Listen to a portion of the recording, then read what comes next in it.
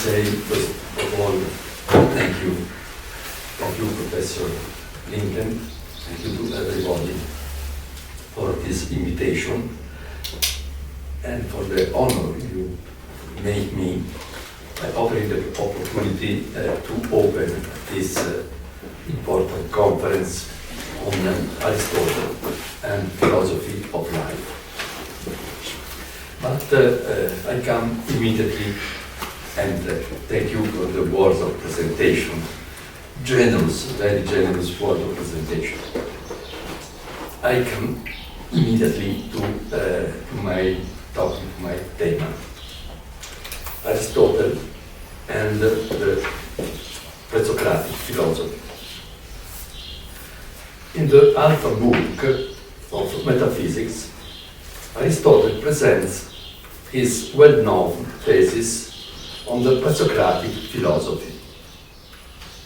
According to him, the first philosophers, on the Proton, Philosophesanton, Oil thought that the component and the principle of being, stoikeion, kai, and archeton, onton, is that by which they all are constituted. It is what they originally derived from, ex regarding proton, and in which they are ultimately resolved. Eso phteretai teleieton. This underlying substance remains identical even as it evolves and transforms. Thanks to this nature that preserves itself always as it is, it can be said, as the first philosophers and Aristotle too said, nothing is created, nothing is destroyed. But more important is that are the three key words in the passage of Aristotle. Arche, Torah, Genesis. Arche, cause, principle, Torah, dissolution, and Genesis, generation.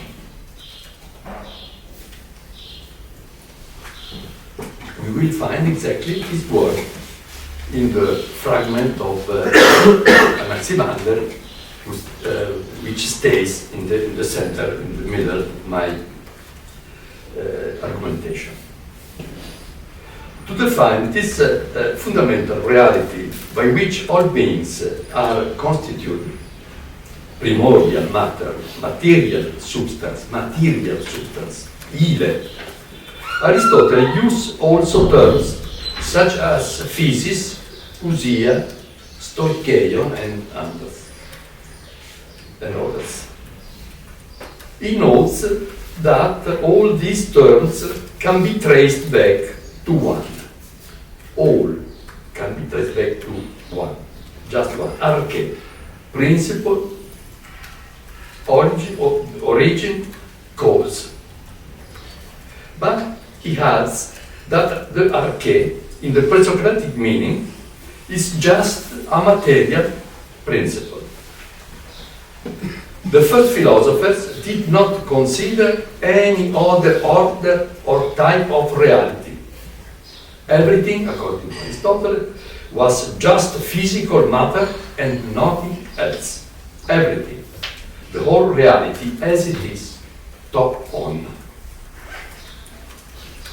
Therefore, most of this primordial reality remains unthinkable and untold. Reality for Aristotle is a question of perspective. It depends from the point of view. In the Gamma book, the fifth, he says that arche legetai emen oten, and the oten principle could be said here in one way, there in another. To on legetai pollakos. There are many ways to say being. This is, as everybody knows, the very famous statement that opens the Zeta book, the cell. What is true for the origin, arche, is what is true for being in act, toon. However, it is necessary to distinguish between different principles. For example, regarding the origin, between stoikeion and idea.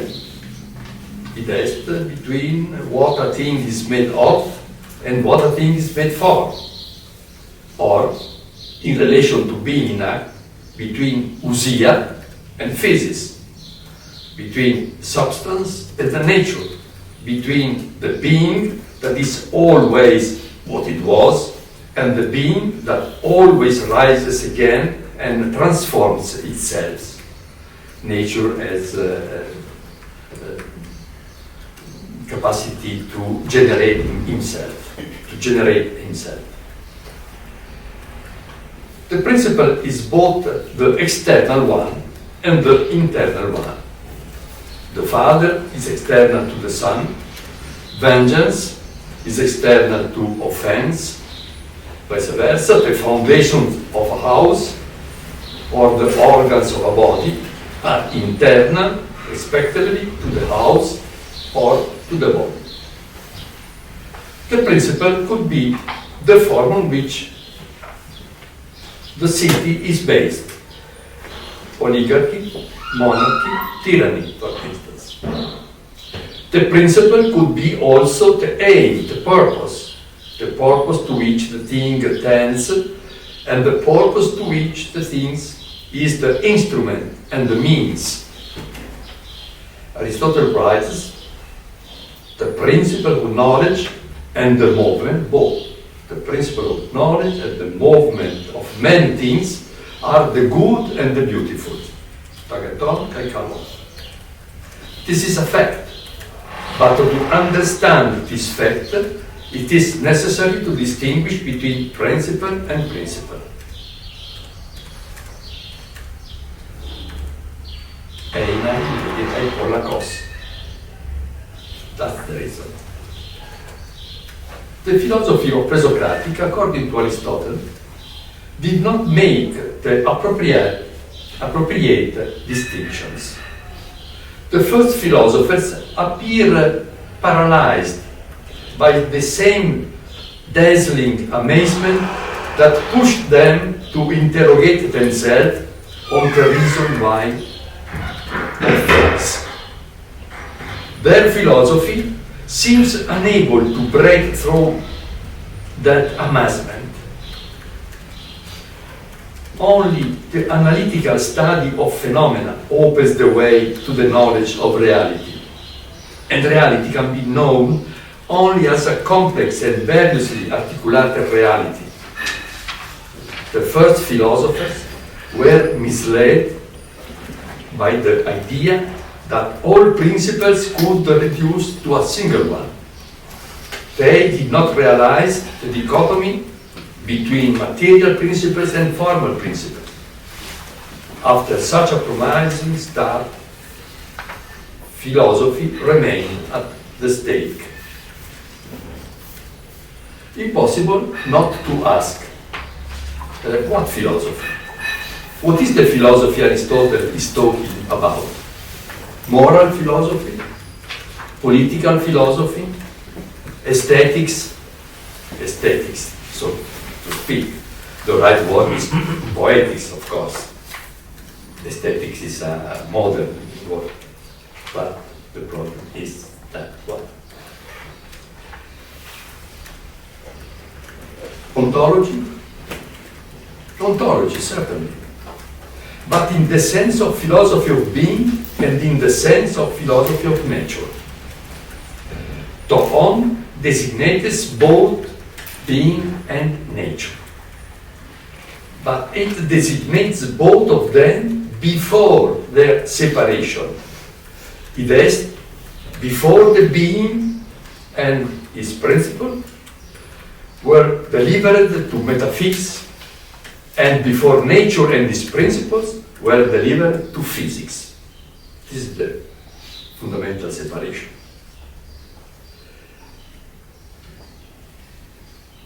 Between nature and the being, between einai, between toon and physis.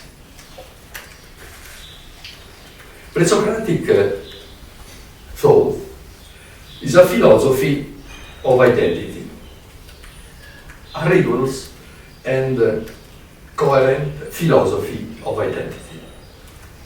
Identity of being and thought, identity of being and nature, identity of einai and fiei, identity of substance, toti and einai, what being always was, and founding principle, arche, origin, cause, reason. Therefore, the philosophy of Presocratics is a philosophy of the living being, a philosophy of life. The philosophy of Presocratics, not the philosophy of Aristotle, as we will see. This philosophy, more than a philosophy, the philosophy of Presocratics, more than a philosophy, a search of wisdom, wisdom itself, as Giorgio Colli, an Italian interpreter, philosopher of the Presocratic philosophy, used to say, wisdom in the full meaning of the word, Sophia. Sophia is not exactly philosophy. This philosophy conceives being as an immediate reality that arises eternally and is capable of self-generation. Being and nature are ultimately the same thing. For the Presocratics, for Parmenides in particular, being and nature are interchangeable. Periphysios is traditionally titled the poem of Parmenides, but the title could be Periou or Periousias. Einai and fiei are two verbs that in the text of the first philosophers evidently retain memory of their common root. Even in Aristotle, einai und fiei show a deep affinity and maintain a close bond. It is true that Aristotle turns to the feminine, ousia, the masculine, on, but he does it as if so strengthen the closeness and the proximity one to the other. The proximity of substance, ousia, to nature, physis. Closeness and proximity that touch on the identity. Original identity of being and nature. Not only because they are a present participle, ousia the present participle of einai, physis the present participle of fiei, but also because they indicate the same spontaneous act, growing up, living, generating.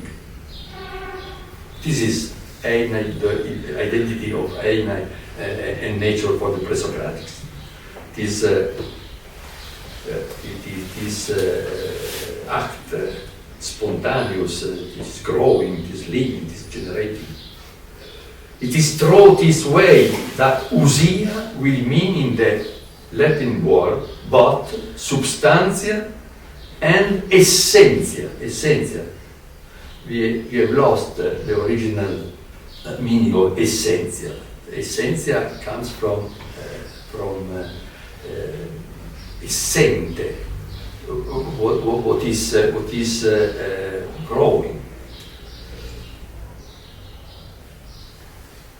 It is true this way that ousia will mean in the Latin word both substantia and essentia, both natura naturata and natura naturans. For the Presocratics, metaphysics and physics, which do not yet exist as separated knowledge and distinct fields of inquiry, are conceived and free understood as a unit. They are one unit, they are one thing. Also for Aristotle, ousia and physis are closely intertwined and must be thought of together. Both evoke the undergrowth, the ile, because the undergrowth is the dimension in which nature is what being was what it was, toti and eina. It's the undergrowth. Dico translated la selva antica. La selva antica is undergrowth. Toti and eina, substance. But what happens if physics and metaphysics separate? What happens if physics and metaphysics go in different way and open, as Professor Linden suggested before, and open to different way, open in opposite directions? What happens if life forms, politics, ethics, aesthetics become the object of a specific research, while life as life, or rather being as being, are object of a separated knowledge, the separated knowledge whose name is metaphysics? Eternal life, bare life, is one thing. Individual life, biological life, is another. The first one, Zoe, has always been saved. Always been saved. Eternal life. As Aristotle says. The second one is under threat and needs to be taken care of. Eternal life and biological life are two things completely, at the same thing, are life, but completely different. The philosophy of life, the modern philosophy of life, Lebensphilosophie. What is Lebensphilosophie? It's an attempt to put again together what the Greeks separated, to put again together Zoe and biological life, Zoe and bios, eternal life, the strong, the eternal strong of life, and individual life, and my single mortal life,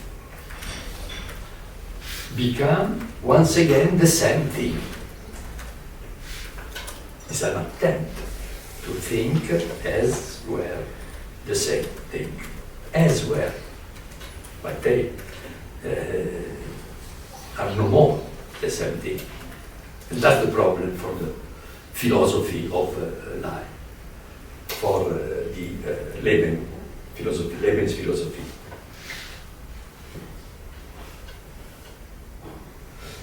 Let me repeat. What happens if life forms, politics, ethics, aesthetics become the object of a specific research, while life as life, or rather being as being, are object of a separated knowledge, the separated knowledge whose name is metaphysics?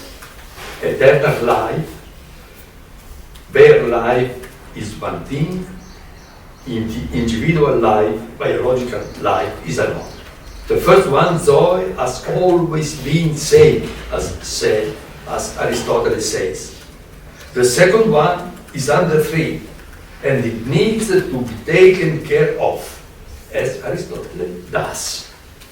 With politics, with moral philosophy, Aristotle takes care of the single form of life, take care of the different form of life. That's his impresa, his enterprise, his intellectual enterprise.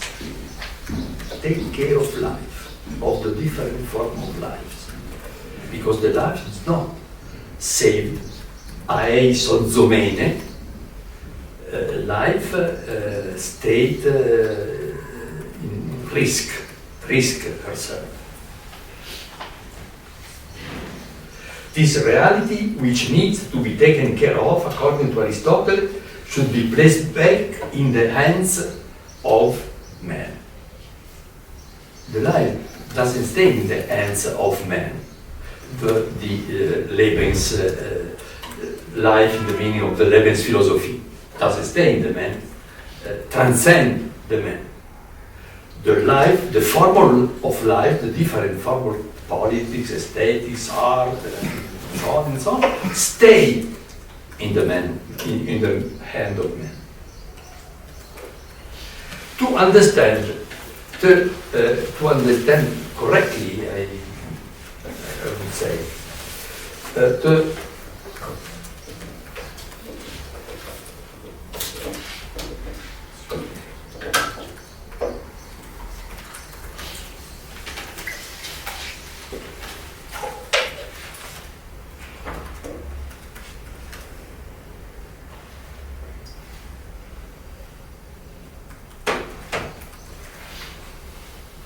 to understand the Aristotelian interpretation of the Presocratics, we should start from here.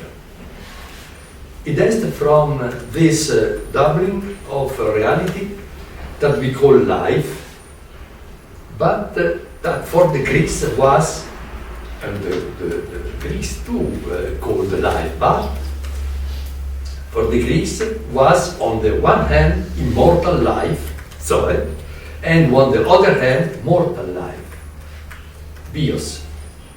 Aristotelian philosophy is not, stricto sensu, a philosophy of life. If anything, it is a philosophy of life forms. It is originally a metaphysics of being. It is only subsequently a philosophy of ways of being and of life forms. Aristotle repeatedly quotes Parmenides. The same cannot be said for Anaximander. But it is Anaximander, not Parmenides, who is alluded to in the above passage of the first book of Metaphysics, from which we started. It's Anaximander, not Parmenides. For Aristotle, interpreter of Anaximander, the apeiron, the infinite from which all beings are, ex hoc ad estin avant ta onta, the infinite from which all beings are, is not only the beginning, the place of origin, but also the final station, both in the sense of affixes, a point of arrival, and in the sense of telos, a final goal.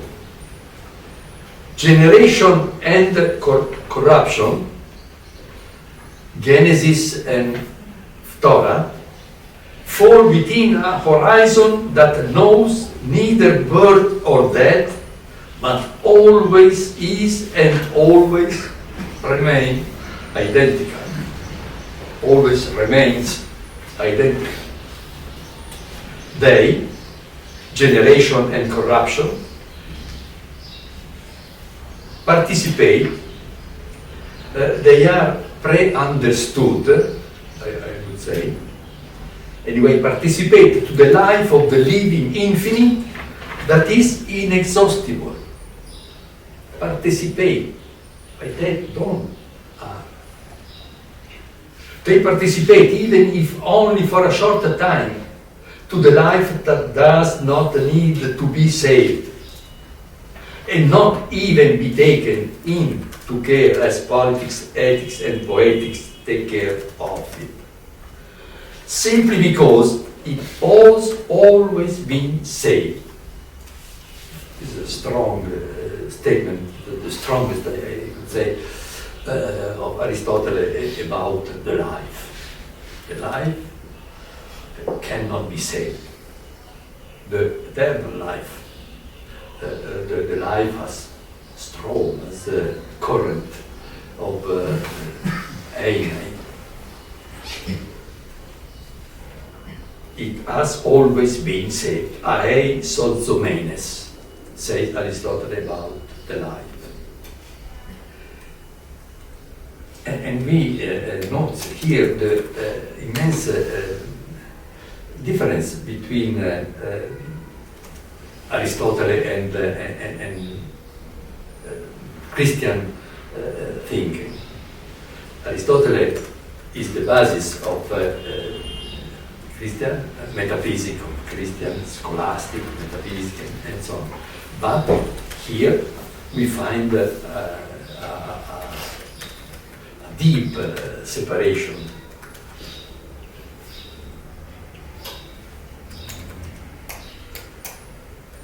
Even for Parmenides, the being for which ta onta estin, has always been saved and is not at risk, but secure, as Aristotle says. Where does being come from? Where does life from? We might ask Parmenides. This would be the answer. Being comes from being, and that means that it does not come at all, but simply is. That's Parmenides. Life comes from life. It's alive. How could life die? Instead, Anaximander says that mortal life, which is destined to corrupt and to end, comes from immortal life, comes from the infinite. It comes from the infinite, Aperon, which is much more similar to not being than to being. The Aperon is in fact eternal life. It is life coinciding with death, or being coinciding with not being. And we find here the three key words whose I spoken before. Arche, Genesis, Phthora. These three words we found in the passage of Aristotle. These three words we find in the fragment of Anaximander.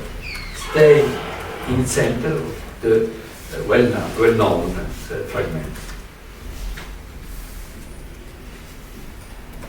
Arche, Genesis, Phthora. The three key words of the Aristotelian passage from which we started refer to Anaximander, not to Parmenides.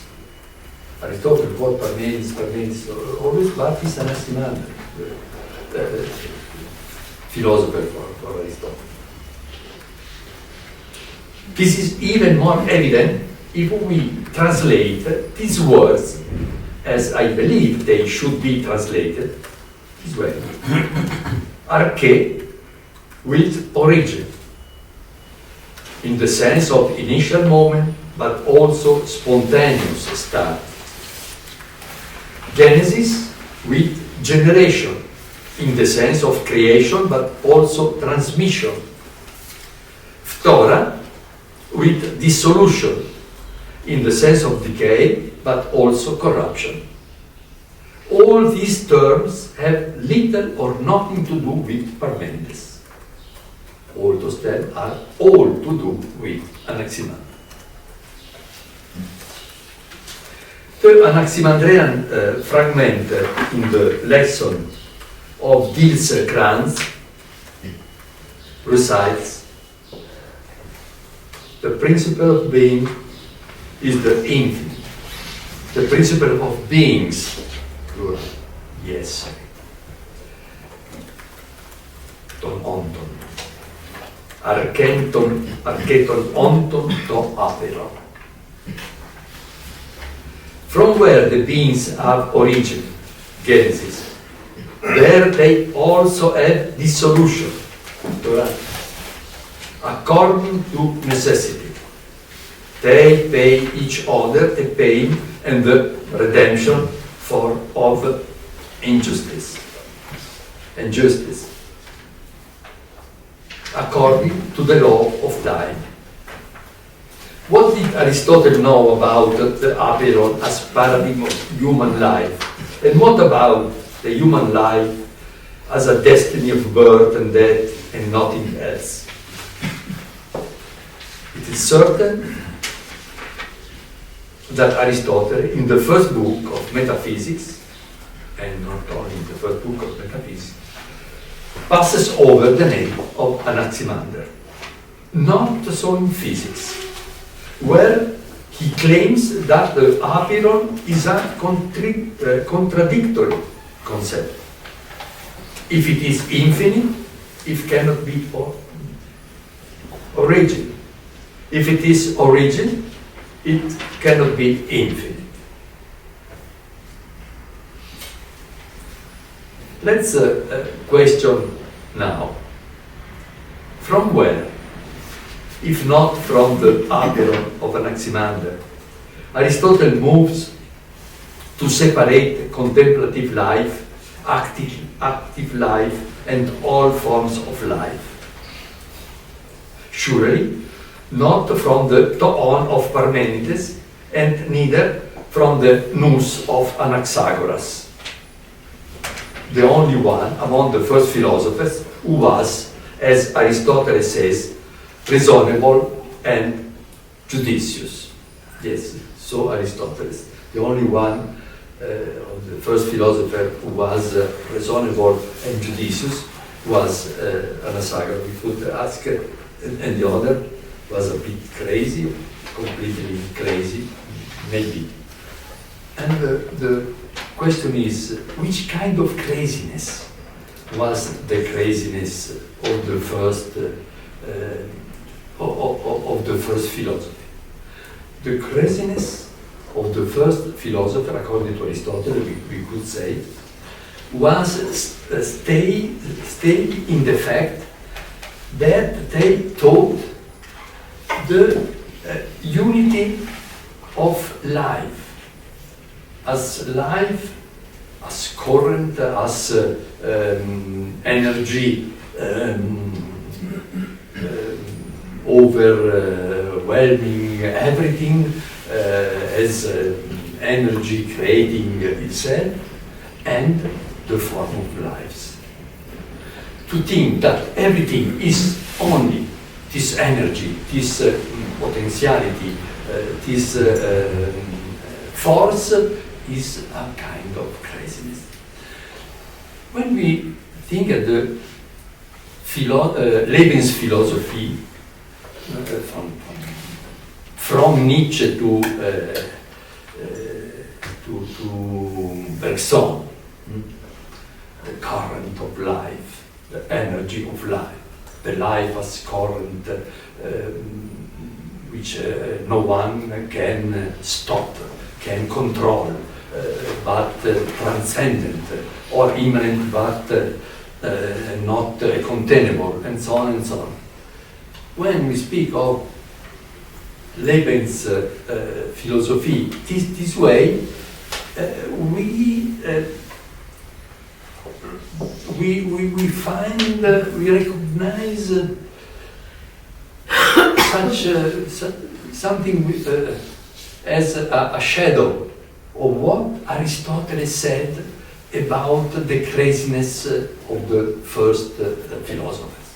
I think it is possible to this hypothesis is possible.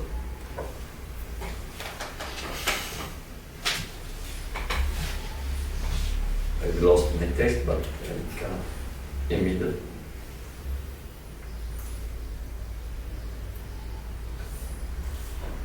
From where, if not from the aperon of Anaximander?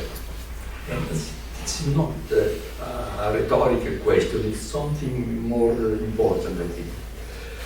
From where, if not from the Athens of Anaximander, Aristotle moved to separate contemplative life, active life, and all forms of life? Surely not from the Toon of Parmenides, and neither from the Nous of Anaxagoras, the only one among the first philosophers who was reasonable. And Anaxagoras, according to Aristotle, it was the alone, only Anaxagoras thought the life as something that nous can think, that is thinkable, is not this exuberance, force and energy, unthinkable, as Presocratics thought. Active life is the life in which one takes care of oneself and others. Aristotle.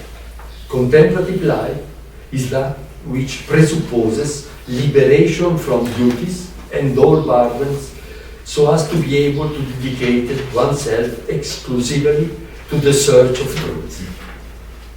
While the active life falls under the sign of bios, the contemplative life falls under the sign of zoe.